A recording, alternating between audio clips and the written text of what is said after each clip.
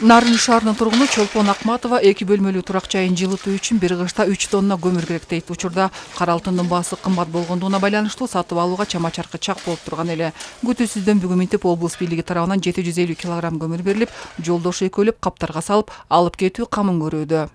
Кыш катуу болуп атат. 1 тонна 2 комнатта турам, темир меш жагам. 3 тоннадай кетет. Бул жардамына рахмат. Анан акча тиимдүүлүгү каршы болуп көмүр алып элек көчүбүз. Азыр 15 мушуктан берип атат. 1 айлык көмүр. Рахмат.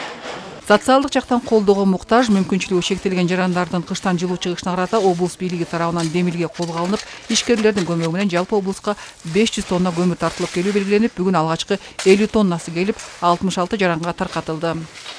Өзүбүздүн фонддон каралып атат, ишкерлердин жардамы менен. Мына шайлоо иштери жүрүп атканына байланыштуу токтотуп атканбыз.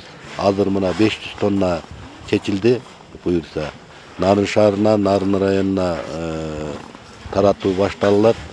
Бүгүн эртең, андан кийин дагы 2-3 күндөн кийин дагы ушу 150 тонна техниканын тартышына байланыштуу элге дагы бюджеттик мекемелерге тартылып аткан себептен биз өзүбүз башка жактан машина таап ушундай кичине кыйынчылыктар болуп атат. Бирок бир 10-15 күнүн ичинде ошол биринчи келген 5 тоннаны таратабыз. Ошондой эле Нарын шаардык мэриясынан дагы каладагы социалдык жактан колдоого муктаж 400 жаранга коммуналдык төлөмдөр үчүн дагы акча каражаты каралган.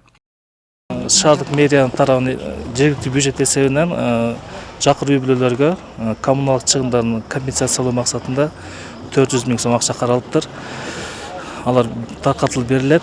Калкты арзан көмүр отуну менен камсыз кылууга карата өлкө башчысы тарабынан демилгеленген кадамды облус жетекчилиги колго алып, кара кече көмүр кесимине жүк ташуучу унаалар жөнөтүлгөн. Жакынкы күндөрү көмүрдүн баасы тоннасына 3,5 миң сомдон сатыкка чыкмакчы.